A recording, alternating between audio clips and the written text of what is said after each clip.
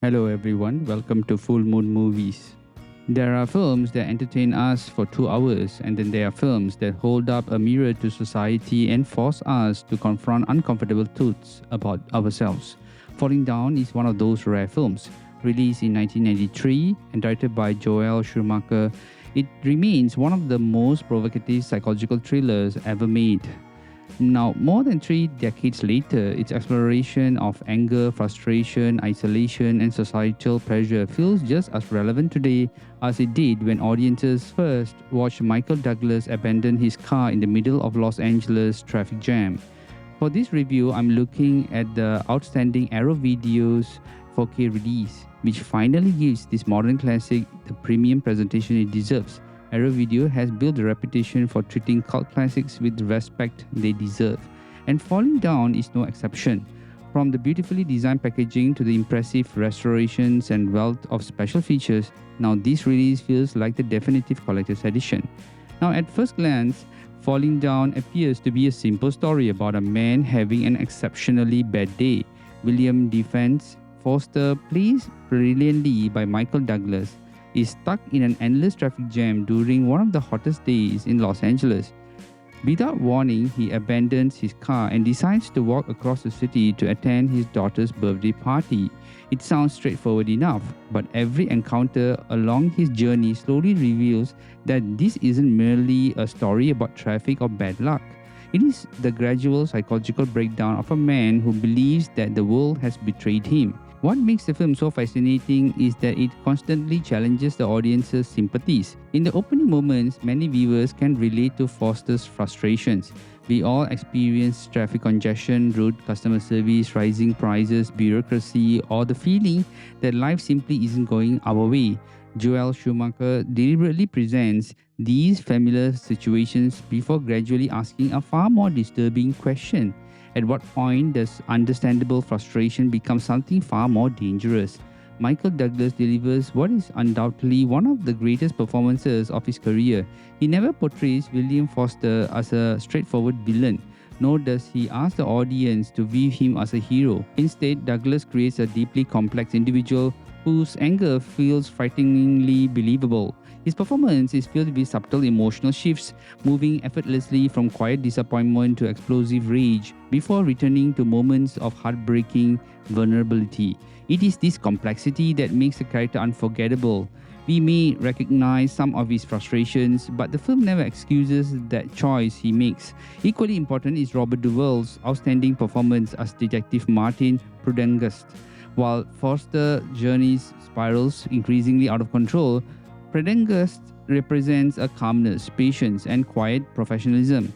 He is a man approaching retirement, underestimated by those around him, yet he slowly pieces together Foster's movements across Los Angeles. Now, the contrast between these two men becomes one of the film's greatest strengths. Both are facing major transitions in their lives. One chooses anger and violence, while the other demonstrates empathy and understanding. Their eventual confrontation feels inevitable because the film has carefully developed both characters throughout its running time. Joel Schumacher's direction deserves enormous credit.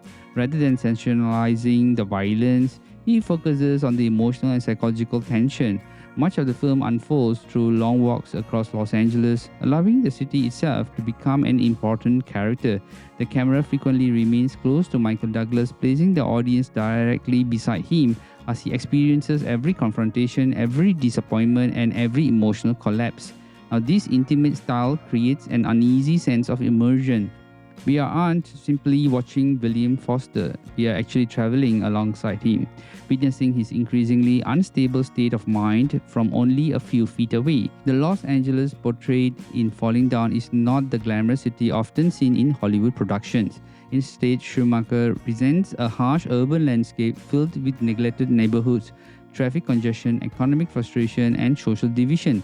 Every location contributes to the growing tension. Whether Foster enters a convenience store, a fast food restaurant, a construction site, or a golf course, each encounter reflects another aspect of a society that appears increasingly disconnected and impatient.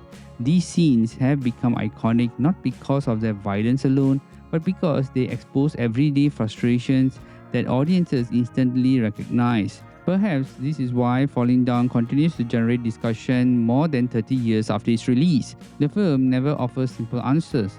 Is William Foster a victim of changing economic realities, unemployment, and personal failure? Or is he simply revealing the violent tendencies that have always existed beneath the surface? The film deliberately refuses to choose one interpretation over the other. Instead, it allows audiences to wrestle with these uncomfortable questions long after the credits have finished rolling. Watching the film today is almost an entirely different experience from watching it in 1993. Issues such as workplace pressure, economic uncertainty, social isolation, and public frustration remain central concerns in modern society.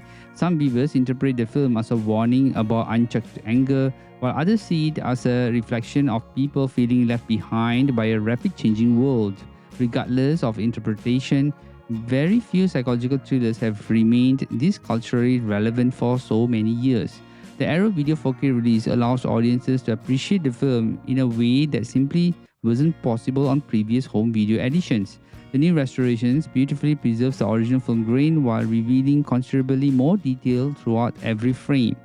Los Angeles appears sharper and more textured, from the blazing streets to the worn interiors of restaurants, convenience stores, and office buildings. The HDR enhances the harsh Californian sunlight, making the oppressive heat almost tangible while preserving natural skin tones and subtle shadow details. Now, this isn't a flashy visual showcase in the way that science fictions or fantasy films often are. Instead, the 4K presentation enhances realism, allowing viewers to appreciate the cinematography exactly as it was intended. Arrow Video has also produced a collector's edition worthy of the film's reputation.